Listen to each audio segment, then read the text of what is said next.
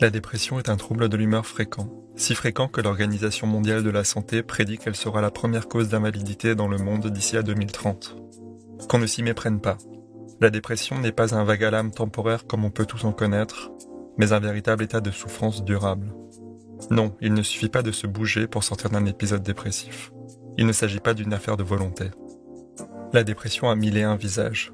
Grande fatigue ou insomnie, perte d'appétit et de plaisir, libido en berne, rumination incessante, dévalorisation de soi, désociabilisation, etc. Chaque personne, dans le contexte qui lui est propre, vit sa dépression de manière différente, et cette dernière peut avoir un impact plus ou moins important sur le fonctionnement quotidien. Des prises en charge médicamenteuses et psychothérapiques s'avèrent la plupart du temps nécessaires. Tout d'abord pour permettre à la personne de garder la tête hors de l'eau et éviter un risque suicidaire. Puis, pour éviter les rechutes. Cependant, dans certains cas, les traitements ne sont pas suffisants et la dépression peut devenir chronique et s'installer durablement. Je reçois aujourd'hui Alexandre, un jeune homme de 26 ans, qui souffre de dépression chronique et d'anxiété de performance depuis une dizaine d'années. Il nous explique ce qu'il vit au quotidien et comment il se maintient à flot contre vents et marées. Cet épisode évoque la dépression et le suicide. Si vous avez besoin d'aide, ne restez pas seul. Vous trouverez des ressources sur notre site placedesciences.fr. Vous écoutez Les Mots Bleus, un podcast de Place des Sciences. Bonne écoute.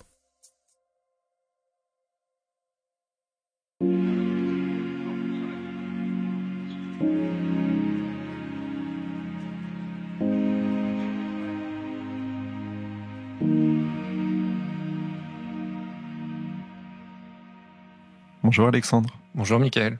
Nous allons parler aujourd'hui d'un trouble de l'humeur, un trouble de l'humeur très fréquent, qui est la dépression, dont tu souffres depuis de nombreuses années.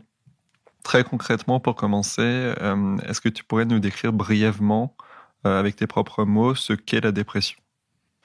Je dirais que c'est un état gris permanent pour moi, c'est-à-dire que sans être vraiment tout noir, c'est un état qui me plonge dans une sorte de médiocrité et d'incapacité à savourer les moments les plus normaux et les plus heureux d'une vie, et donc à être plongé dans du gris.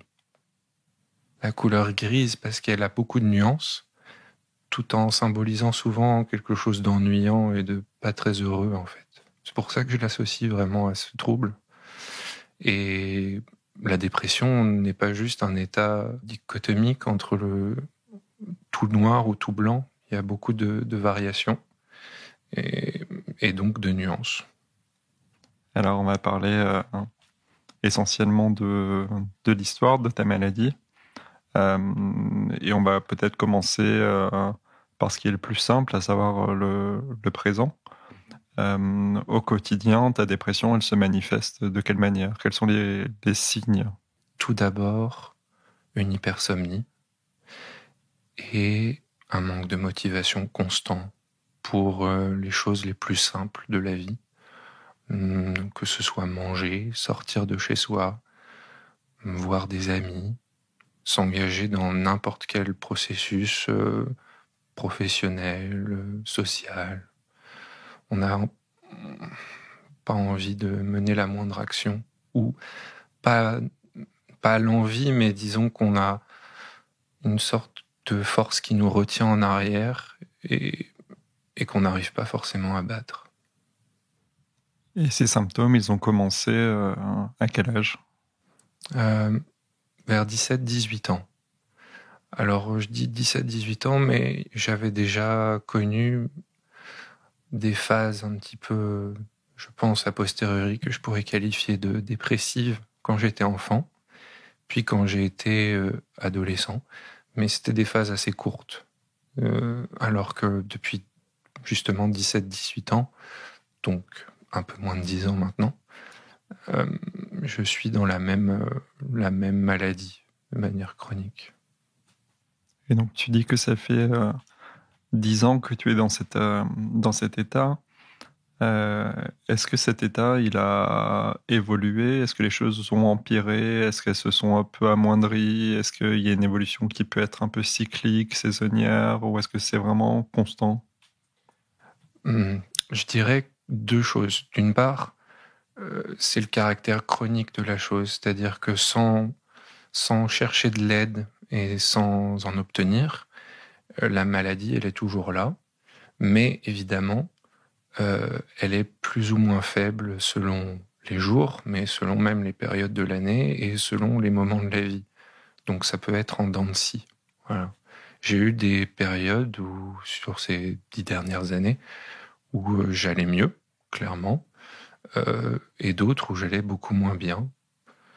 Après, on pourra discuter des facteurs, mais oui, ça dépend véritablement. Évidemment, à cela s'ajoute tous les ans, et ça je le sais depuis quelques années maintenant, en plus de la dépression chronique, il y a une dépression saisonnière qui touche beaucoup de gens d'ailleurs. Et je sais que environ entre fin octobre et début novembre, on va dire, et jusqu'à mars, ma dépression empire. C'est-à-dire que même quand je vais bien, mon moral, j'allais dire, habituel, de tous les jours, va être en dessous de ce qu'il pourrait être lors des mois d'été, de printemps ou d'automne. Donc oui, cette dépression saisonnière, elle a des causes, hein, évidemment, c'est la durée d'ensoleillement, le mauvais temps, et le fait qu'on associe moins ça avec l'activité physique en extérieur, et souvent aussi avec moins de relations sociales. Et voilà. Donc les troubles ont commencé réellement il y a une dizaine d'années, et au bout de combien de temps tu t'es rendu compte que c'était une situation qui était problématique, qui pouvait être pathologique? J'ai mis beaucoup de temps. J'ai mis beaucoup de temps parce que je suis influencé par les clichés de la société qui n'ont été déconstruits que récemment, mais que la santé mentale, ça appartient à l'individu et à personne d'autre, et qu'il faut juste avoir une force de caractère pour s'en extirper. Et donc pour moi, je pensais juste que c'était ma fainéantise ou un manque de motivation qui n'appartenait qu'à moi. Du coup, j'ai pas perçu le caractère pathologique de la chose avant, je dirais au moins bien 5 ans. Pendant des années, du coup, j'ai pas cherché d'aide. J'en ai pas parlé, sauf à une ou deux personnes vraiment très proches, des amis, et qui n'étaient pas du tout de ma famille, du coup. Et donc encore moins des professionnels de santé qui auraient pu m'aider beaucoup plus tôt. Tu parles justement des clichés qui ont cours dans la société, notamment autour de la santé mentale. Euh, Est-ce que tu penses qu'il y a encore aujourd'hui un véritable tabou autour de cette question dans notre société? D'une certaine manière, oui. Parce qu'il n'y a rien qu'à voir la prise en charge, en fait, de la santé mentale et notamment de la dépression par la médecine du travail ou par la sécurité sociale. Parce qu'on rappelle que les thérapies cognitivo-comportementales menées par des psychologues qui sont des professionnels de santé reconnus par l'État ne sont pas prises en charge du tout par la sécurité sociale, alors que scientifiquement, des études ont montré que c'était tout aussi, voire plus efficace que les médicaments. La société française est une société hyper médicamentée. Or, sans vouloir du tout écarter la piste médicamenteuse qui peut vraiment aider, on n'évoque pas assez le simple fait de parler avec une personne tierce et neutre et spécialisée, et puis mener un combat de chaque instant avec des méthodes qui ont été testées et qui sont efficaces pour changer en fait son comportement et son mode de pensée. Voilà. Donc, elle est moins taboue qu'avant, je pense. Il faut pas tout voir en noir, justement. Mais il y a encore des incompréhensions et une tendance à penser que ça se réglera par des médicaments pour les gens qui perçoivent que la dépression est une maladie. Et puis après, il y a l'autre partie de la société qui pense carrément que la dépression, c'est juste finalement un petit coup de déprime et qu'il suffit de se bouger, on va dire. J'ai beaucoup entendu ça.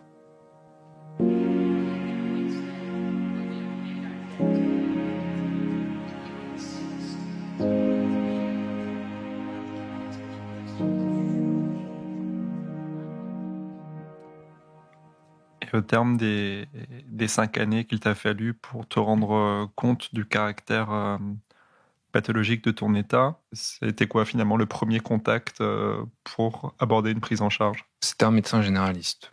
On va même dire 2 médecins généralistes. Mon cas personnel étant un peu particulier puisque ma mère est médecin généraliste. J'en ai d'abord parlé à ma mère, qui a tout un tas d'idées reçues sur la dépression, n'étant pas de la même génération que les nouveaux professionnels de santé. Et elle m'a conseillé, du coup, d'aller voir une de ses collègues spécialisée dans la sophrologie et qui m'a donc reçu durant 3 ou 4 séances, à mi-chemin entre la méditation et l'hypnose, pour travailler sur mes schémas de pensée, mes sentiments, en me mettant aussi sous médicaments. J'étais assidu lors de ma prise du médicament, mais c'est vrai que j'ai arrêté tout seul, sans en parler, ce qu'il ne faut pas faire, au bout d'1 an et demi, 2 ans, justement. Voilà, avant d'en parler du coup à nouveau et de changer de médicament ensuite quelques mois plus tard. Et qu'est-ce qui a fait que tu as décidé d'arrêter de prendre la molécule? Je pensais aller mieux, d'une part, et puis les effets secondaires. Parce que il y a de nombreux effets secondaires avec les médicaments antidépresseurs. Après, il faut peser le pour et le contre. Et moi, j'avais pesé contre, c'est-à-dire que j'avais fait la balance des bénéfices et du défavorable, et notamment de manière physique sur les relations sexuelles, ou même dans les vies de tous les jours, ça augmentait ma propension à dormir, en fait. Or, ce qui me gênait déjà de base avec la dépression, c'était un peu l'hypersomnie, le fait de dormir beaucoup. Et le médicament m'aidait à aller mieux, à voir la vie de manière moins noire, je veux dire, justement. Pas grise, mais noire. Mais ça me faisait tout autant, voire plus dormir. Donc, en fait, on traitait un petit peu une des causes de mes symptômes, mais un des symptômes le plus handicapants se trouvait renforcé. Donc, ça m'aidait pas vraiment sur un plan juste journalier. Alors actuellement, je suis toujours sous traitement, c'est un nouveau traitement. Je suis sous une nouvelle molécule, après un passage en hôpital, et après avoir été suivi par de nombreux médecins spécialisés en psychiatrie. Il y a des effets secondaires, mais je vais mieux, globalement. Je pense le retour que j'ai de moi-même est assez positif depuis 1 an, et même mes amis, parce que j'ai toujours aussi besoin d'un regard extérieur pour savoir comment je me porte. Et mes amis pensent que je vais aussi, de manière générale, mieux qu'avant. Voilà.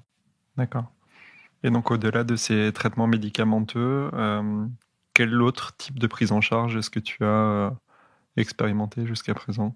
Alors, à partir de 2018, donc quasiment 6 ans après les débuts de ma dépression, j'ai cherché à voir un professionnel de santé en psychiatrie, en dépit des réticences de mes parents et de moi-même aussi. Et j'ai donc commencé à voir un psychologue qui m'a aidé, hein, avec qui on a mis en place petit à petit une thérapie cognitivo-comportementale. J'étais pas hyper assidu sur les exercices qu'il me donnait à faire, ça c'est vrai.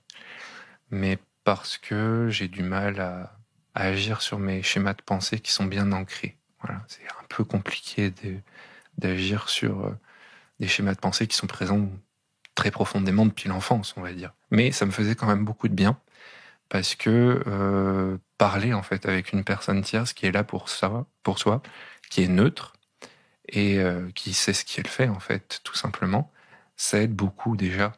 Et puis c'est quelqu'un qui peut jouer le rôle de thermomètre et qui peut voir à travers ce qu'on lui dit, à travers ce qu'on est, que ça va plus ou moins bien en fait. Et cette personne remarquait que à travers ce que je lui disais, de ce que j'avais fait durant la période depuis notre dernière rencontre, il remarquait que j'avais peut-être fait moins de choses, j'avais moins d'entrain à faire telle ou telle activité. Et donc, à me dire, il fallait que je fasse attention, peut-être modifier telle ou telle chose, voire même lorsque j'allais vraiment mal, cette personne m'a conseillé d'aller aux urgences psychiatriques, et notamment, du coup, la dernière fois que je l'ai vraiment, vraiment vu, il m'a conseillé un psychiatre. Ce psychiatre ne m'a vu que 2 fois. Il était chef de service lorsqu'il était à l'hôpital. Il exerçait aussi en libéral, je le voyais en libéral, mais il exerçait à l'hôpital psychiatrique Sainte-Anne. Et cette personne, au bout de 2 séances, m'a fait rentrer en fait à la clinique des maladies de l'encéphale, en gros du cerveau et du mental, à l'hôpital Sainte-Anne, où j'ai été hospitalisé pendant un peu plus d'1 mois. Voilà. Et du coup, j'y ai été suivi par plusieurs psychiatres, plusieurs psychologues qui m'ont beaucoup aidé aussi. Et ensuite, depuis, je suis suivi par toute une équipe coordonnée, un psychiatre, une psychologue, une assistante sociale pour tout ce qui concerne l'administratif ou les choses un peu compliquées sur lesquelles je procrastine beaucoup et qui me font angoisser. Et un infirmier aussi qui peut en fait jouer le rôle de lien entre tous les membres de cette équipe-là et de coordinateur. Ouais, voilà. Dans cette prise en charge pluridisciplinaire, tu as notamment évoqué le rôle des psychologues et d'exercices qu'ils peuvent te donner dans le cadre de thérapie cognitivo-comportementale. Est-ce que tu peux nous dire un peu plus en quoi consistent ces différents exercices qu'ils te donnent à faire? J'ai suivi du coup 2 thérapies différentes avec deux professionnels différents. Mon premier psychologue, lui, partait sur une base un peu plus théorique et émotionnelle. C'est-à-dire que il fallait, lorsque j'avais des pensées négatives, en fait, source de dépression ou de comportement anxieux, il fallait que je le note, alors, soit en faire une note mentale, soit même carrément en faire une note à l'écrit, en fait, puisque mettre sous format écrit aide à extérioriser et à clarifier les choses. On avait aussi des sortes de tableaux où j'associais en fait, alors d'une part avec lui, puis tout seul, une pensée négative qui revenait constamment avec une source. Quelle était la source de cette pensée négative? Quelle en était la cause qu'on avait identifiée en séance, souvent l'enfance ou l'adolescence. Et puis ensuite, une manière finalement de retourner cette pensée négative, non pas de la rayer, surtout pas l'étouffer ou la rayer de la carte, mais plutôt de l'observer et de trouver un autre angle d'approche. Pour être plus concret, par exemple, si on est du genre à se trouver médiocre, à se trouver nul, comme c'est mon cas, constamment, un des exercices consiste à se dire qu'est-ce que dirait, par exemple, une personne extérieure, soit une personne normale, soit même un ami, qu'est-ce que cet ami dirait de moi dans ce moment présent? Est-ce qu'il dirait vraiment que je suis nul? Est-ce qu'il dirait vraiment que je suis médiocre? Et après, ça dépend beaucoup des gens et de leur caractère. Moi, je suis une personne qui est assez logique, intellectuellement, on va dire froide et logicienne. Donc j'aime bien justement ce caractère objectif, plutôt que basé sur les émotions, comme le faisait mon premier psychologue justement, et avec ce avec quoi j'étais moins pas d'accord, mais moins en vibration en fait. Ça me convenait moins, j'avais plus de mal à faire ces exercices-là. Les exercices qu'on fait actuellement avec ma nouvelle psychologue, enfin la psychologue que je vois depuis un peu plus de 9 mois maintenant, c'est des exercices un peu plus concrets en fait, Ou, par exemple, moi qui ai tendance à voir les choses de manière négative, noire même, en fin de journée, une idée qui peut paraître tout à fait banale, mais j'écris les choses positives qui me sont arrivées dans la journée, même en me forçant. C'est-à-dire qu'une journée vraiment, j'allais dire down ou un peu noire, eh ben, je vais devoir me forcer, l'écrire sur le papier et réfléchir à ce qui a été positif. Ça peut être vraiment bête, mais je me suis levé, j'ai mangé 2 repas à peu près convenables, et j'ai pris une douche, voire j'ai descendu ma poubelle et je me suis promené 5 minutes dans la rue, au soleil, et ça, je le note dans la colonne des positifs, quoi. Et donc sans donner une note à la fin de sa journée, c'est pas le concept, mais se dire que voilà, alors que instinctivement à la fin d'une journée ou à la fin d'une semaine, j'aurais pu avoir tendance à dire, comme je le fais souvent, j'ai gâché ma journée, j'ai gâché ma semaine, et de fil en aiguille, j'ai gâché ma vie. Cet exercice-là va m'aider en fait à forcer mon cerveau et mes connexions neuronales à voir le positif en fait. Je me force, c'est pas de l'auto-persuasion parce que c'est un niveau vraiment prouvé scientifiquement, c'est un niveau physique dans le cerveau. On crée de nouvelles connexions neuronales pour voir le positif autour de nous et dans ce qu'on fait. Moi, je suis quelqu'un, encore une fois, je suis très pessimiste de nature. Je suis vraiment, voilà, je vois les choses en noir et je suis du genre à me juger constamment de manière négative. Du coup, cet exercice-là me convient bien parce que je suis obligé de voir du positif dans des choses auxquelles je ne faisais même pas attention. C'est même pas que je les jugeais négativement, mais pour moi, se lever, prendre une douche et manger, c'est des actions en fait de la vie de tous les jours que la plupart des gens font sans même s'en rendre compte. C'est normal pour eux. Or, pour une personne dépressive, bah, lorsqu'on a même plus en fait d'envie de vivre entre guillemets, bah, c'est quelque chose de très fort déjà, de se lever le matin, même si c'est sans le sourire, de manger, de boire, de sortir de chez soi et puis de ranger un peu son appartement ou sa maison. C'est déjà un grand pas en avant en fait. Et se dire à la fin de la journée, bon, bah j'ai peut-être rien fait au niveau professionnel ou des études, j'ai pas gravi une montagne, mais bah, je suis sorti de chez moi et puis j'ai fait 5 pas. Et c'est un peu, si on le résumait par une formule toute faite, c'est avant de gravir la montagne, il faut déjà sortir de chez soi, quoi. Et c'est ça. Cet exercice-là me force à faire ça. Un autre exercice qu'on me donne à faire, euh, c'est de la méditation.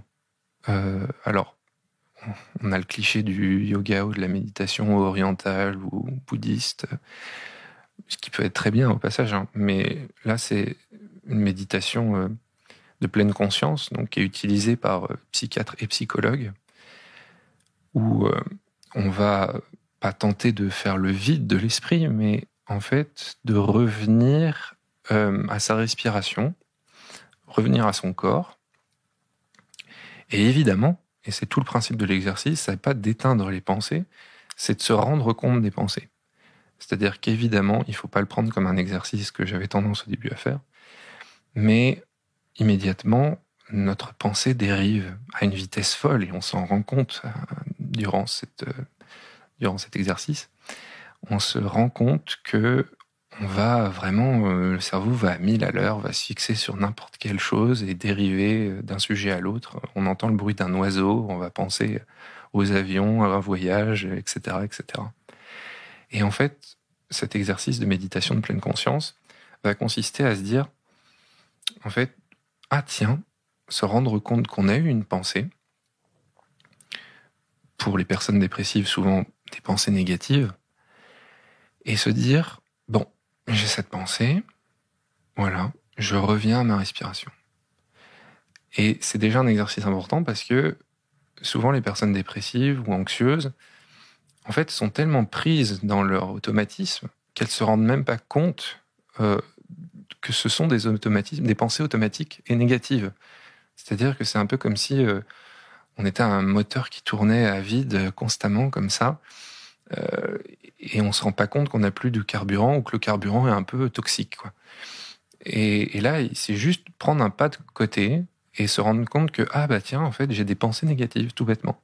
Ça sort pas de nulle part. C'est pas je me lève le matin et qu'est-ce que je suis nul. Non, c'est tiens, alors même que je suis sorti de chez moi et que je voyais une personne qui est peut-être mieux habillée que moi ou qui est, je trouve, plus belle que moi dans la rue, se rendre compte que notre cerveau immédiatement va se dire ah tiens, oui, cette personne, elle est mieux que moi, donc moi je suis vraiment bien moins que les autres. Les gens doivent me détester, les gens doivent me mépriser.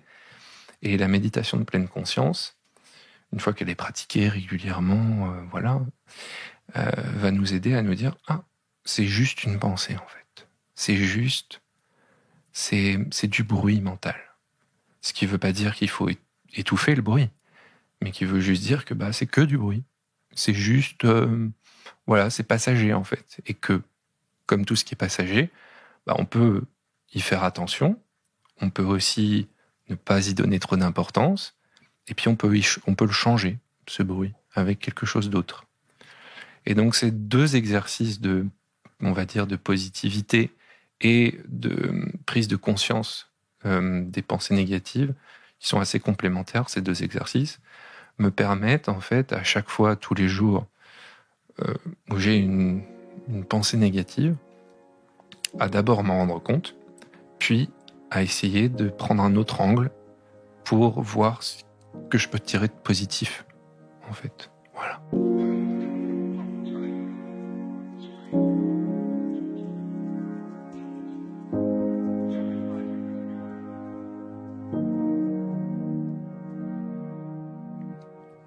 Tu nous as parlé à plusieurs reprises de ce sentiment de valoir moins que les autres, de ne pas être aimé par autrui, donc au final d'avoir une image de toi qui est assez dégradée. Et est-ce que les traitements que tu as pu avoir, les prises en charge, les exercices de méditation, de pensée positive, est-ce que tout ça, ça a contribué à améliorer l'image que tu as de toi? Les médicaments, je vais être assez brut. Non. Les médicaments n'ont pas amélioré l'image que j'ai de moi. Les médicaments, c'est la bouée de sauvetage, en fait. Et c'est pour ça, d'ailleurs, que ce serait intéressant que la France passe à une approche qui soit moins médicamenteuse et plus axée sur la thérapie. Les médicaments sont importants, hein, mais en tant que complément, en tant que bouée de sauvetage, vraiment. Quelqu'un qui se noie, on lui lance d'abord une bouée et après on essaye de lui apprendre à nager. Voilà, c'est la métaphore que j'utiliserais. Et le fait de me lancer une bouée, ça m'aide évidemment, mais ça va pas m'aider si je retombe à l'eau. Donc non, les médicaments que j'avais testés, que je prenais avant de faire des thérapies, non, ne m'avaient pas aidé sur l'image que j'avais de moi.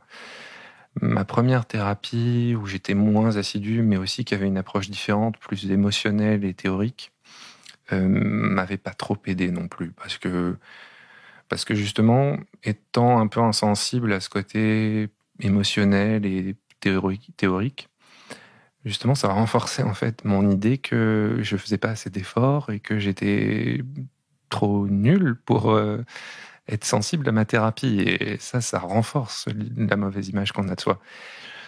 C'est encore assez tôt pour le dire, mais la nouvelle thérapie que je suis depuis 9 mois, là, en complémentaire d'une prise médicamenteuse, bien sûr, ça m'aide.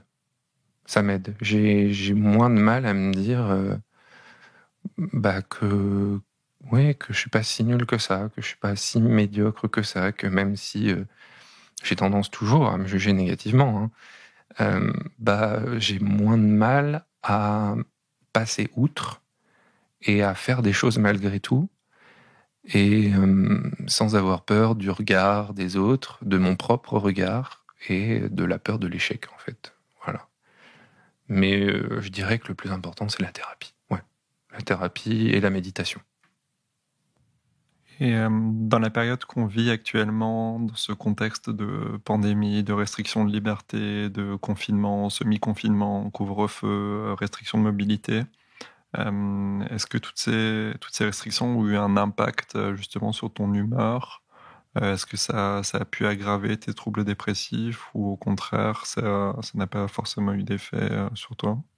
Ça les a aggravés. Après, j'ai de la chance, c'est que cette année, justement, euh, en même temps qu'il y avait des confinements, des couvre-feux, des restrictions à répétition, j'ai commencé à être suivi par une équipe de manière très régulière, vraiment toutes les semaines, avec prise en charge du coup. Donc j'avais moins de culpabilité en fait à voir ces professionnels de santé. Et donc cet encadrement très étroit m'a permis de me maintenir à flot en fait. Je pense vraiment que sans eux, sans cette nouvelle prise en charge, les confinements auraient été catastrophiques. Et je connais beaucoup de personnes dépressives, alors avec ou sans diagnostic, mais en tant que personne qui est passée par là, j'arrive un peu à reconnaître les symptômes quand même. Euh, Ces confinements, surtout le deuxième, qui a eu lieu, justement, on en parlait au début, mais euh, lors de cet automne, en fait, ça a eu lieu à fin octobre jusqu'à mi-décembre. C'est la période déjà où les choses, pour de nombreuses personnes, euh, deviennent plus difficiles, avec ce qu'on appelle communément la dépression saisonnière. Donc le deuxième confinement a été plus dur que le premier. Premier qui a eu lieu au printemps, où à partir du moment où on a un petit bout de jardin, un balcon, et puis les 15 minutes réglementaires où on pouvait sortir, on avait déjà un peu plus de soleil et que c'était peut-être un peu plus facile. Et surtout, on avait des dates où on nous disait, voilà, c'est uniquement temporaire, ça va pas durer. Et donc, on arrivait à se projeter dans l'avenir, alors que à l'automne, c'était différent. On n'avait pas vraiment de planification, et c'est ça qui était dur. Et puis, plus globalement, je dirais que cette année 2020 et ce début d'année 2021, ce qui est peut-être un peu dur, surtout pour les personnes qui ont justement une dépression, mais d'autres troubles mentaux aussi, c'est cette incapacité à se projeter dans l'avenir. C'est-à-dire que tant au point de vue professionnel que social, familial, même au niveau des loisirs, en fait. On ne peut pas entreprendre quelque chose au long terme parce qu'on ne sait pas si on aura le droit, ne serait-ce qu'aller dans une salle de sport pour s'améliorer physiquement, prendre soin de soi, pff, aller visiter un musée, aller au cinéma, ce qui peut être juste un petit passe-temps qui nous raccroche à la vie de tous les jours et met du bon dans un quotidien qui peut paraître un peu terne, bah ça n'a plus lieu d'être. Et puis souvent, ce que m'avait dit mon premier psychologue, c'est que les deux choses qui motivent un être humain dans la vie, en fait, c'est la découverte de nouvelles choses, la stimulation, et les relations sociales. Voilà, soit on découvre et on se stimule intellectuellement, soit on se stimule émotionnellement ou socialement avec les relations sociales. Et les confinements, les couvre-feux, ça a on peut plus faire grand-chose. Surtout quand on est, comme de nombreuses personnes dans le milieu urbain, lorsqu'on est célibataire et isolé, bah oui, on n'a plus de relations sociales sauf à distance, ce qui n'est pas la même chose du tout. Et puis, on peut certes lire ou regarder une série via les plateformes de streaming, mais voilà, c'est quand même un peu monotone. C'est-à-dire que c'est toujours la même chose. On peut pas aller faire une pratique sportive, on peut pas aller au cinéma, on peut pas aller au théâtre, à l'opéra, faire une brocante, que sais-je. Ça dépend beaucoup des gens. Mais non, c'est incapacité à se projeter et à faire des activités qui nous raccrochent à la vie de tous les jours. Et justement, tu parles de la vie de tous les jours. Est-ce que tu peux nous dire un peu quelles sont tes activités quotidiennes en ce moment, dans les jours où tu vas bien et dans les jours où tu vas moins bien? Je vais commencer par les jours où je vais moins bien. Un jour où je vais mal, c'est un jour au lit. Voilà. C'est un jour où je dors beaucoup, un jour où je vais pas sortir de chez moi, où je vais me réfugier dans le sommeil parce que c'est une libération pour éviter d'avoir à penser. Et à la limite, un jour, je vais essayer de me vider l'esprit en regardant des vidéos sur Internet ou en écoutant la radio ou des podcasts. Voilà. Tout en fermant les yeux et en espérant m'endormir. Ça, c'est une journée où je vais mal. Voilà. Une journée où je vais bien, juste une journée normale où je vais bien, où je considère avoir une bonne journée. C'est se lever, manger, prendre une douche, c'est-à-dire prendre soin de soi, faire mes exercices du coup de méditation et de positivité, et puis tout bêtement en fait, ce que je fais, c'est que je me fais une liste, une to-do list de choses à faire en fait, très très basique, qui peut concerner le fait d'aller faire ses courses ou de laver une pièce, faire la poussière. Et je vais donc remplir cette liste petit à petit. Alors avec les activités du coup scolaires, parce que je suis toujours étudiant, mais aussi le fait d'aller voir un ami, le fait de me balader 5-10 minutes ou plus d'ailleurs, 1 à 2 heures dans Paris. Et voilà, c'est juste sortir de chez soi et faire quelque chose de productif ou positif de ma journée. Alors c'est bien que tu abordes la question de voir ses amis, parce que ça amène à la question des relations que tu entretiens aux autres. Est-ce que ta dépression a des répercussions ou a pu en avoir par le passé sur tes relations avec ta famille, avec tes amis, avec tes collègues, avec d'autres étudiants, ou même dans le contexte universitaire? Au final, quelles sont les répercussions relationnelles que ta dépression peut avoir? Dépression veut dire isolement. De toute façon, je pense que c'est un point commun à toute personne qui vit une dépression. Ça a eu un impact énorme dans les années durant lesquelles je n'assumais pas d'avoir une pathologie, puis que je n'assumais pas socialement. C'est-à-dire que j'assumais pas d'abord auprès de moi-même, puis que j'assumais pas auprès des gens. Alors, au tout départ, si on prend les choses chronologiquement, lorsque la dépression s'est déclarée, je me suis d'abord enfermé sur moi-même en coupant plus ou moins court à toute relation avec mes camarades de classe. Puis, lorsque j'ai changé d'établissement, en ne nouant aucune relation avec ces nouveaux congénères à la faculté, j'avais, entre guillemets, la chance d'avoir établi un certain nombre de connaissances via les réseaux sociaux, et notamment le réseau social Twitter, qui faisait que, puisque c'est beaucoup plus facile à l'écrit qu'à l'oral, et surtout qu'on peut écrire depuis son lit, j'avais des connaissances et un semblant de relation sociale avec, même dans les jours où j'allais mal. Donc ça c'était plutôt du côté positif.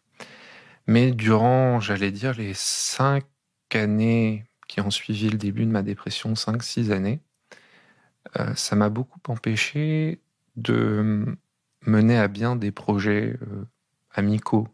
Je sortais pas quand on m'invitait, par exemple, à une grosse soirée, à une sortie dans un parc d'attractions ou au restaurant, parce que je pouvais ne pas être en fait dans de bonnes dispositions au niveau de mon moral, et j'avais pas envie de devoir expliquer en fait à la fameuse question ça va? Est-ce que je dois mentir? Est-ce que je dois dire la vérité? Et si je dis la vérité, qu'est-ce que je dois dire comme explication? Parce que lorsque les gens demandent ça va, la plupart des gens attendent comme réponse oui, ça va. Si on leur dit non, ça va pas, la question qui suit, c'est ah bon, pourquoi? Et ça, autant si on a une cause passagère et très établie comme une rupture amoureuse ou un problème professionnel, qui peuvent ensuite d'ailleurs causer des dépressions, mais qui est établi dans le temps de manière ponctuelle, c'est assez facile à expliquer. Mais si ça traîne depuis des années et qu'en fait on n'en a jamais parlé à quelqu'un, sortir du bois pour dire que tout d'un coup, voilà, je suis dépressif et en fait, aujourd'hui, c'est vraiment un jour sans. C'est pas facile du tout et donc on préfère en fait s'isoler parce que ça nous évite d'avoir à affronter le regard des autres et la sensation de gêner tout le monde aussi. Parce que si t'es invité à un anniversaire et que tout le monde est heureux, et même si on nous a invités et qu'on est heureux pour la personne, si ça se voit sur notre figure, en fait, c'est un peu un sacerdoce d'être ici, c'est un peu une tâche pénible et que voilà, on fait tâche dans le décor, on n'a pas du tout envie de se déplacer. Du coup, ça a eu un impact sur mes relations amicales. J'avais moins d'amis. Et les amis que j'avais, je passais moins de temps avec eux que la plupart des gens, sauf en virtuel. Et sur mes relations, alors avec ma vie estudiantine, c'était quasiment zéro. J'avais vraiment pas de relation avec mes camarades de promo, avec mes collègues de travail, parce que j'ai travaillé pendant quelques années durant cette période, c'était plus facile, parce que ça a été rapidement les seules personnes qui étaient au courant, justement pour moi, et ma pathologie. Mais grosso modo, lorsque j'ai commencé à assumer, ce qui correspond à peu près au moment où j'ai commencé à voir un psychologue, mon premier psychologue, et à commencer une thérapie, plus mon deuxième médicament, les choses se sont nettement améliorées au niveau social. Ça n'a pas toujours été facile. Certaines personnes dont je me suis coupé ensuite m'ont dit qu'il suffisait que je me secoue, que c'était que passager, que ce genre de clichés. Ils pensaient pas à mal, évidemment.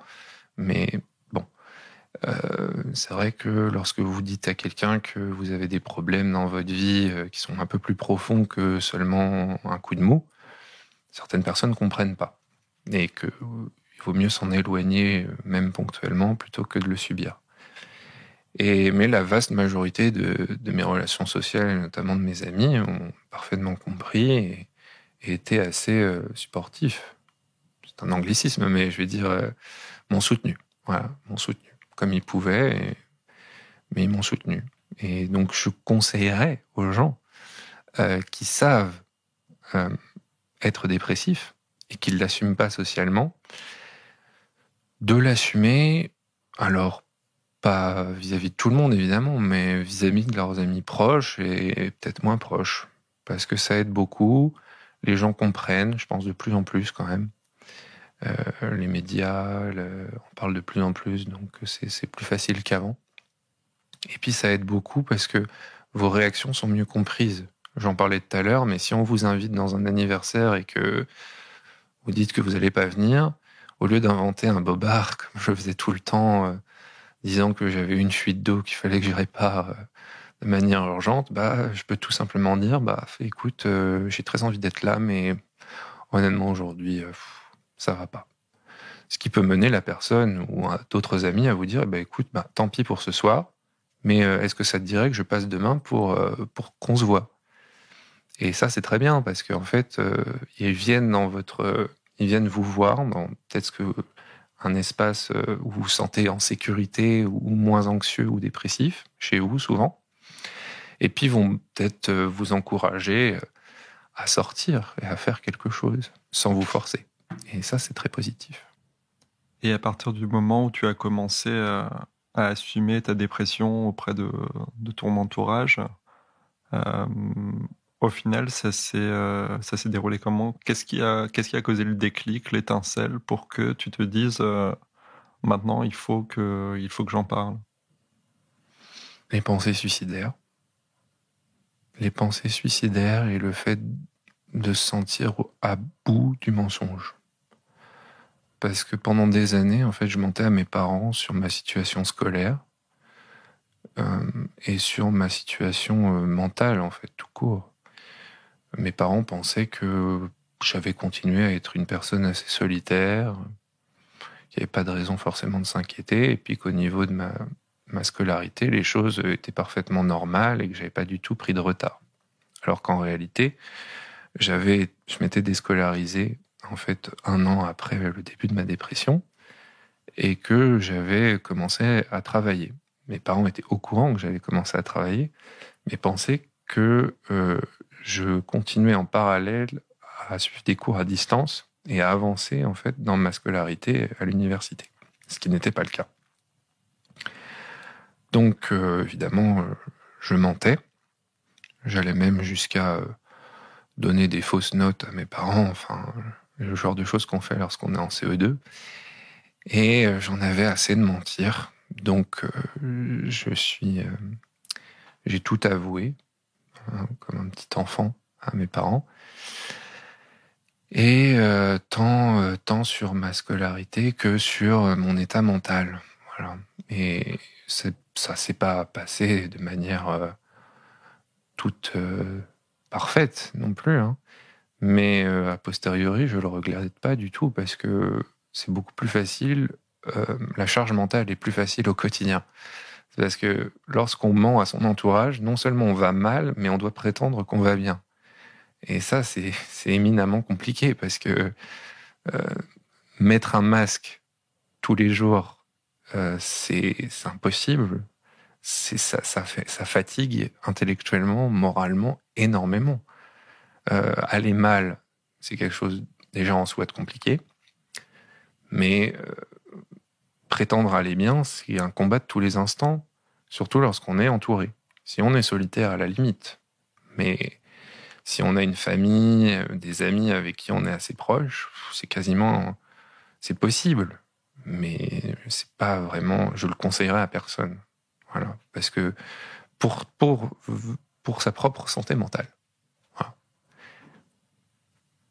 Donc au final, ce que tu nous dis en somme, c'est que accepter le fait d'avoir un problème, c'est le début de la guérison. Tout à fait.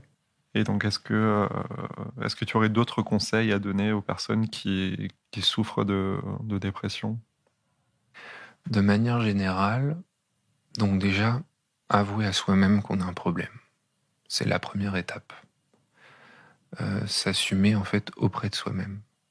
Ensuite, je conseillerais de le dire à certains cercles restreints de personnes autour de soi, sur lesquels on puisse se reposer. Non pas comme une charge, mais comme une roue de secours, comme une bouée. Ensuite, à des professionnels de santé. C'est difficile, c'est compliqué de se dire qu'on a besoin d'aide, je le sais, parce que c'est pas comme si on avait une entorse ou même un cancer. C'est évident pour les gens qu'il faut aller voir un médecin. Or, un psychiatre ou un psychologue, qui n'est pas un médecin, mais qui aide, c'est les médecins du mental, c'est les médecins de l'esprit. Et il faut qu'on généralise cette approche, c'est-à-dire que lorsque ça va mal dans la tête, il faut aller voir quelqu'un qui nous répare ou qui nous aide, qui nous guérisse. Donc je conseillerais aux gens d'aller voir un psychiatre, ou déjà d'en parler à son médecin généraliste, qui ensuite peut nous conseiller de voir tel psychiatre, et un psychologue aussi, si votre mutuelle le permet, parce que malheureusement, comme je le disais, c'est pas pris en charge par la Sécu, et c'est bien dommage. Voilà. Donc ça, c'est les premières étapes. Ensuite, il y a une quatrième chose, je dirais, qui a beaucoup d'importance, c'est l'hygiène de vie, qui fait aussi partie de la prévention aussi d'une certaine manière, mais c'est vrai qu'on l'oublie. Le sommeil, l'alimentation et l'activité sportive, c'est des choses très importantes pour prévenir ou même aider, en fait, accompagner la dépression. C'est scientifiquement prouvé, c'est pas juste des choses un peu New Age, mais vraiment manger de manière équilibrée, dormir 7 à 9 heures par nuit et avoir une activité physique régulière, ça crée des endorphines, c'est les hormones du bonheur, en fait. Vous allez agir sur vos récepteurs neuronaux, vous allez voir un peu la vie moins grise, moins noire, Et donc, c'est important. Et se pose souvent la question de l'entourage qui ne sait pas forcément comment réagir face à une telle situation, qui ne sait pas comment apporter de l'aide, qui a peur d'être maladroit, qui a peur de mal faire les choses. Selon toi, qu'est-ce que l'entourage peut faire pour aider une personne dépressive? Je pense qu'il y a 2 cas de figure. Si la personne vient vous voir en vous disant que ça va pas, même si elle met pas le mot dépression dessus, la première chose, je dirais, c'est l'écoute. L'écoute en lui affirmant à cette personne qu'on n'est pas dans le jugement. C'est une phrase un peu bateau, mais c'est déjà important que la personne le sache. Elle va pas se faire juger parce qu'elle vous dit qu'elle se lève plus le matin et qu'elle a plus envie de se lever pour aller au boulot ou à l'école.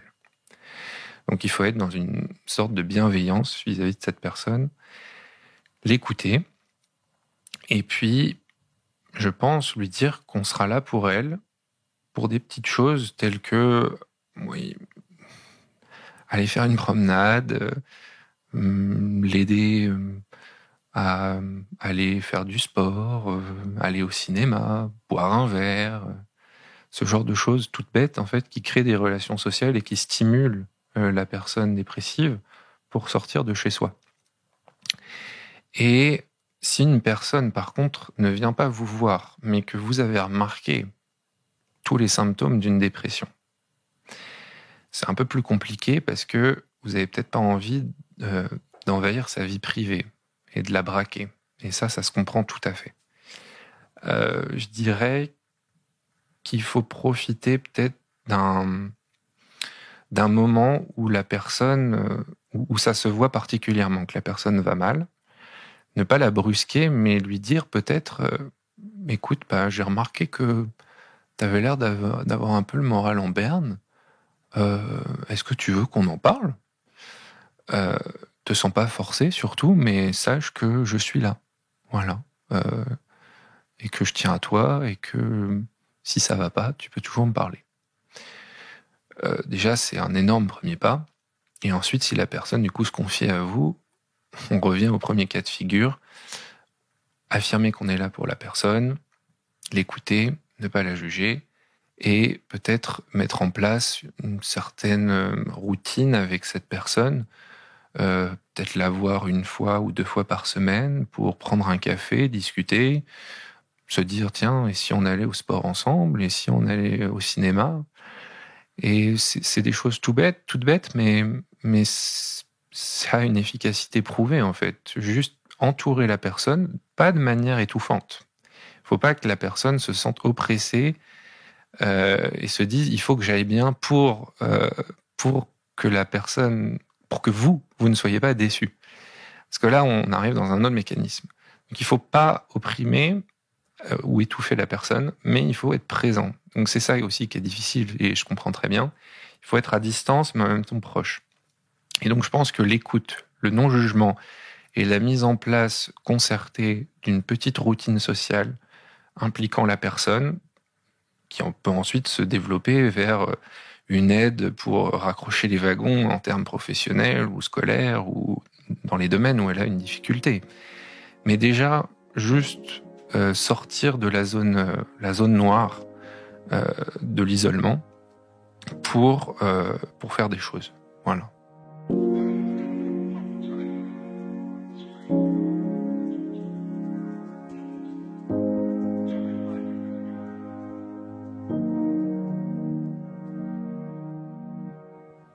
Tu nous as parlé également du fait que tu souffrais de troubles anxieux, de pas mal de ruminations assez négatives.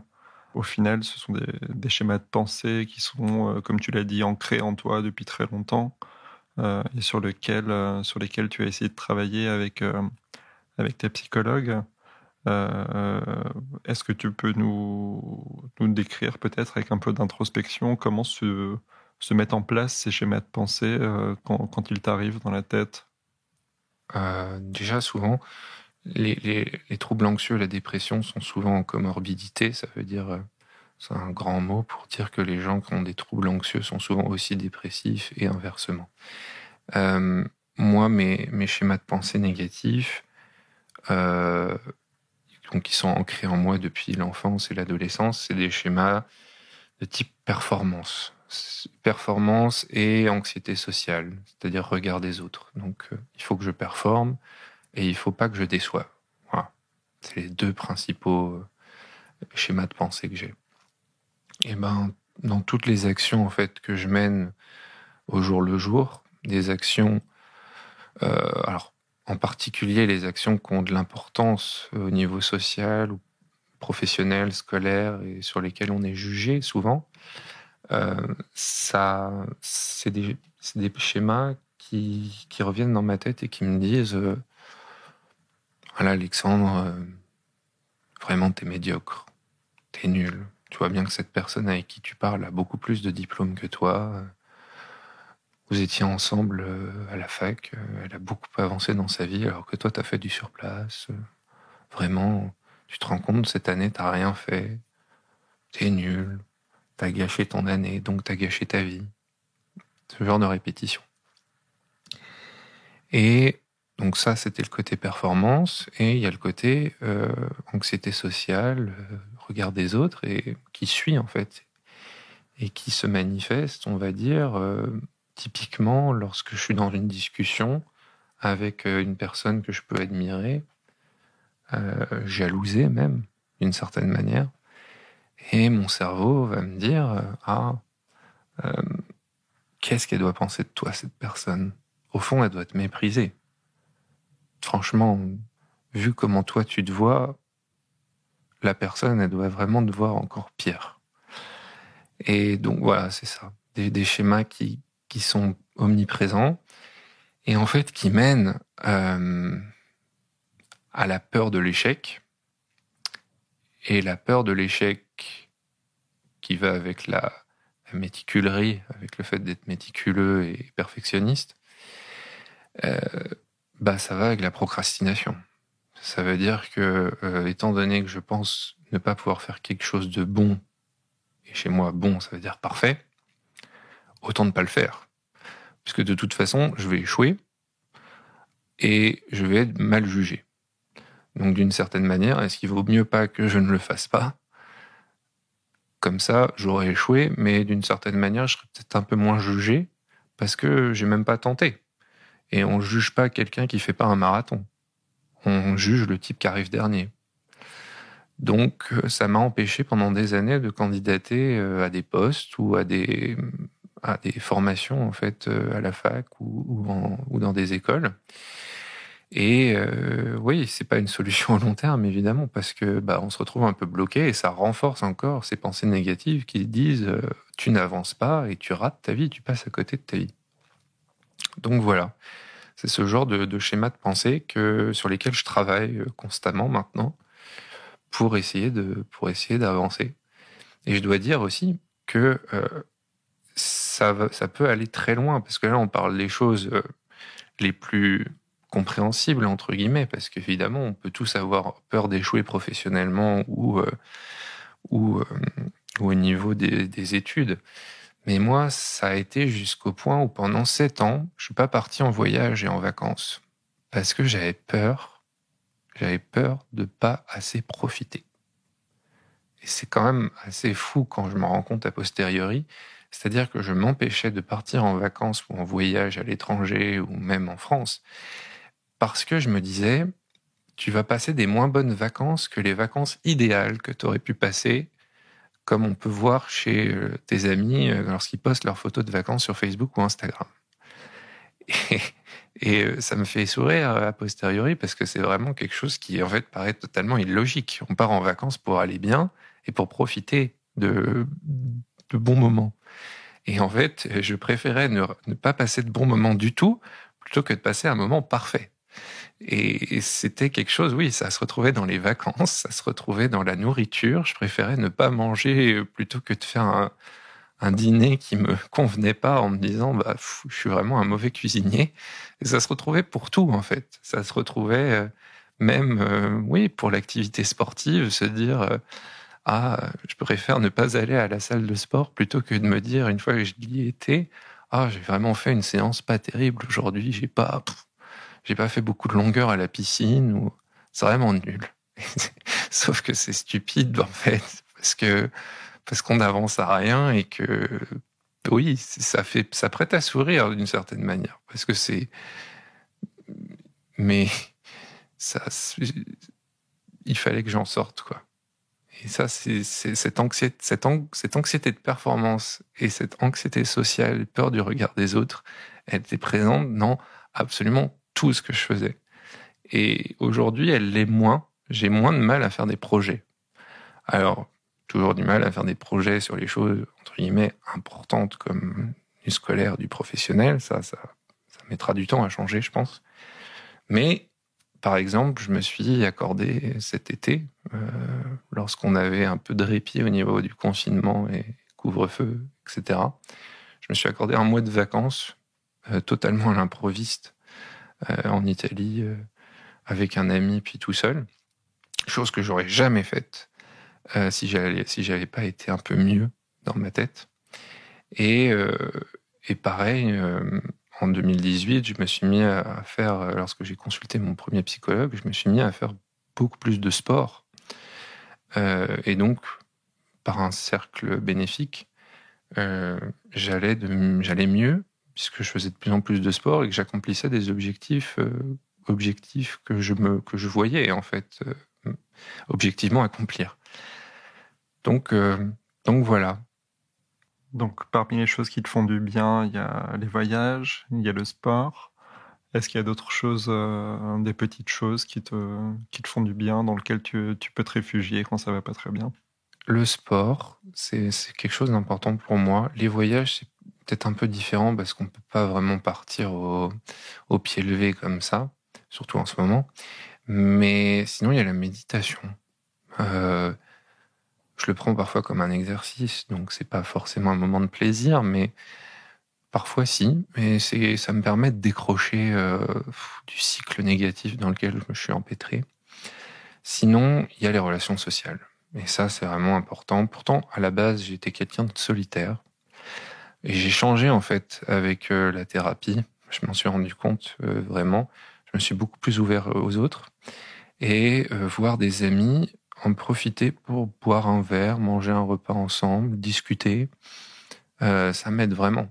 Ça m'aide vraiment parce que on décroche, en fait, au lieu d'être enfermé dans sa tête et avec ses pensées, avec lesquelles on a parfois du mal à décrocher, même en faisant nos exercices, on s'intéresse aux autres, et le fait de s'intéresser aux autres, on s'intéresse moins à ce qui se passe dans son cerveau.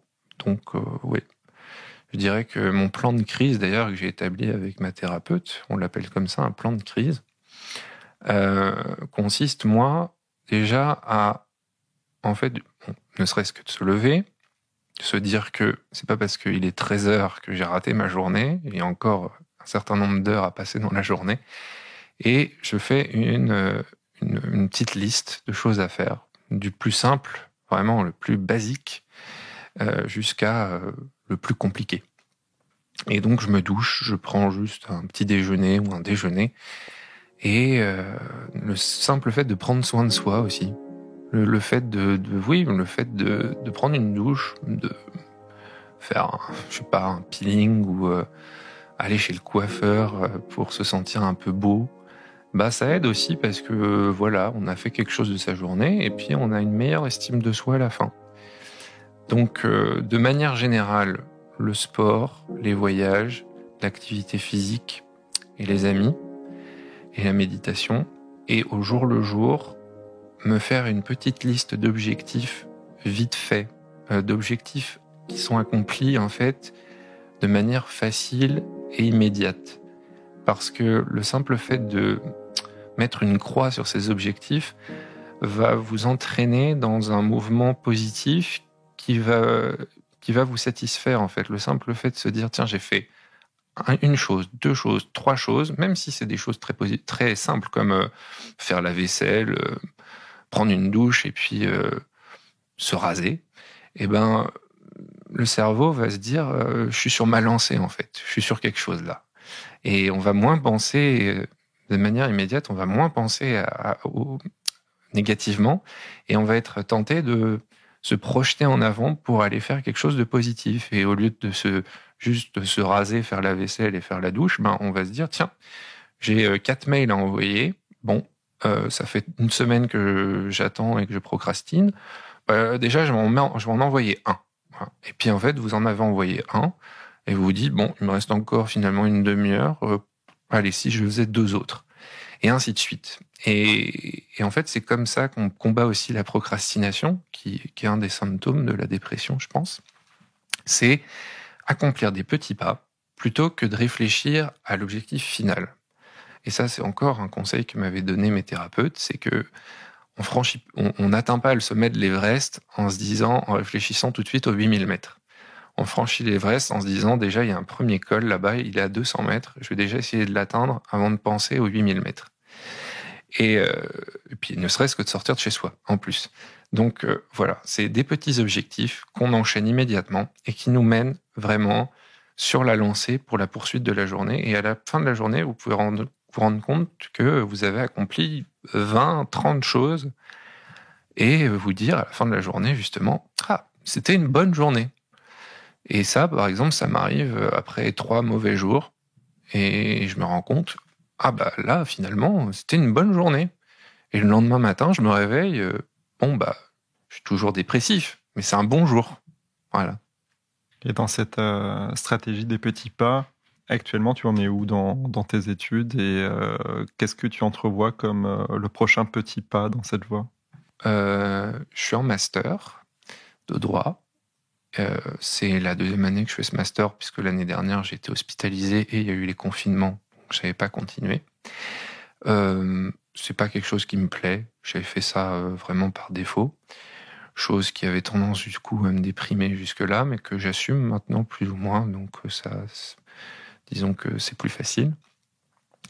Dans cette stratégie des petits pas, en fait, suivre des cours, déjà, puisque j'avais tendance à plutôt être assez, pas à les louper, mais disons à être plus qu'inattentif. J'assiste à mes cours, ou j'essaye, et sinon candidater, en fait. Se candidater à des choses qui, de toute façon, dans ma tête, sont vouées à l'échec. Pendant des années, je l'ai pas fait. Je continue à penser de manière automatique que j'y arriverai pas. Mais contrairement à avant, je candidate. Et c'est une phrase que m'a dite ma psychologue il y a 1 mois ou 2, en rapport avec la métaphore du loto, mais 100% des gagnants ont tenté leur chance. Et c'est vrai, en fait, c'est tout bête. C'est-à-dire que je risque pas de réussir si je tente pas. Quand je constitue un dossier de candidature à un stage ou à une formation, les pensées automatiques, elles sont là, elles sont dans ma tête, mais grâce à la méditation, je sais qu'elles seront là et qu'il faut juste que, j'admette qu'elles soient là, je les contemple et je me dis, c'est pas parce qu'elles sont là que je vais les laisser m'empêcher de faire ce que je fais. Et je candidate. Du coup, j'ai candidaté à des formations et j'espère recevoir des réponses positives. Je prévois des plans B, je prévois des plans C, etc. Et je prévois même un plan, en fait, où s'il n'y a pas de choses qui me satisfassent de ce point de vue-là, en fait, j'ai même pour objectif, entre guillemets, de faire une pause pour aller travailler pour un emploi, disons, alimentaire et de voyager, en fait, juste de faire une pause au niveau de mon esprit pour faire autre chose, pour me dire qu'il n'y a pas que ça dans la vie et que je peux accomplir des choses pour être fier de moi. Et après ça dépend des valeurs qu'on a dans la vie.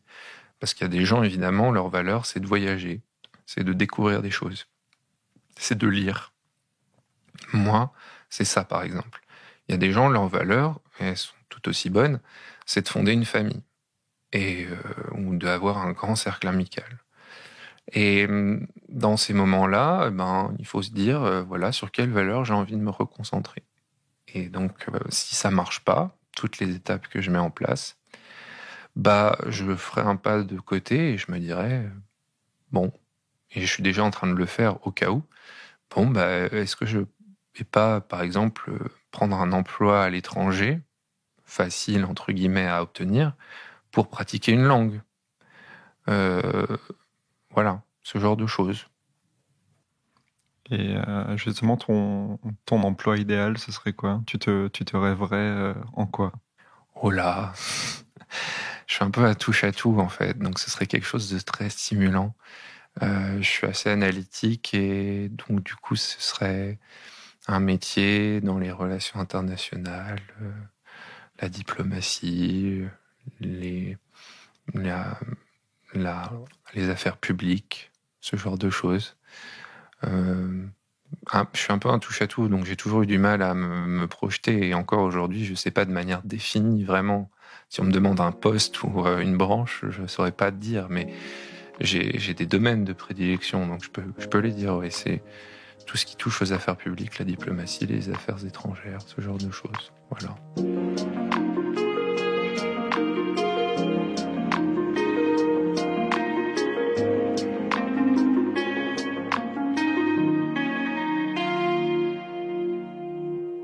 Est-ce que tu peux nous parler de la dernière chose positive que tu as notée dans ton petit carnet? Les 2 dernières choses que j'ai notées dans mon carnet, c'est que j'ai été faire des longueurs à la piscine. Donc c'était déjà très agréable, et en plus j'ai rempli un objectif que je m'étais fixé au niveau du nombre de longueurs. Et puis j'ai été me balader au parc et sur les bords de Seine pendant 1h30 au soleil couchant. Et ça, c'était très agréable aussi. Ça m'a fait marcher 5000 pas dans la journée. Et puis voilà, j'ai fait quelques photos, pris l'air. C'était agréable. Voilà. Si on fait abstraction de la situation difficile qu'on est en train de vivre en ce moment, est-ce que tu aurais une note d'espoir à communiquer à nos auditeurs? Ça ira mieux. Ça ira mieux dès que vous en parlerez à quelqu'un de confiance qui peut vous tendre la main et qui peut vous aider.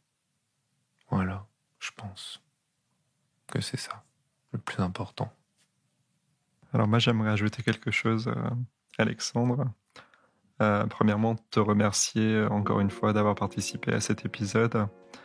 Et deuxièmement, comme je sais que tu as quelques problèmes d'anxiété de performance et d'anxiété sociale, je peux te dire, de mon point de vue personnel, que tu as été un très bon interlocuteur et que ça a été très agréable d'échanger avec toi. Ah, merci. Merci beaucoup. Merci.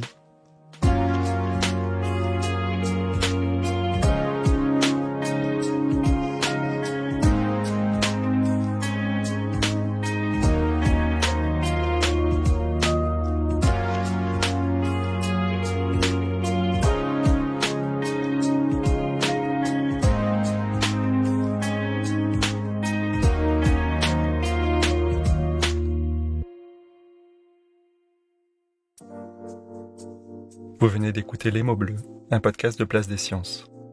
La musique a été composée par Alex Rocher, les illustrations sont de Manon Combe. Si vous souhaitez partager votre expérience avec nous, vous pouvez nous écrire à podcast@placedesciences.fr. Si cet épisode vous a plu, n'oubliez pas de vous abonner et de nous laisser des étoiles sur votre plateforme d'écoute préférée. Encore une fois, si vous vous reconnaissez dans un témoignage ou ressentez un mal-être psychique et avez besoin d'en parler, n'hésitez pas à consulter un professionnel ou à vous rapprocher des associations de patients. Des ressources sont également disponibles sur notre site placedesciences.fr. Merci encore et à très bientôt.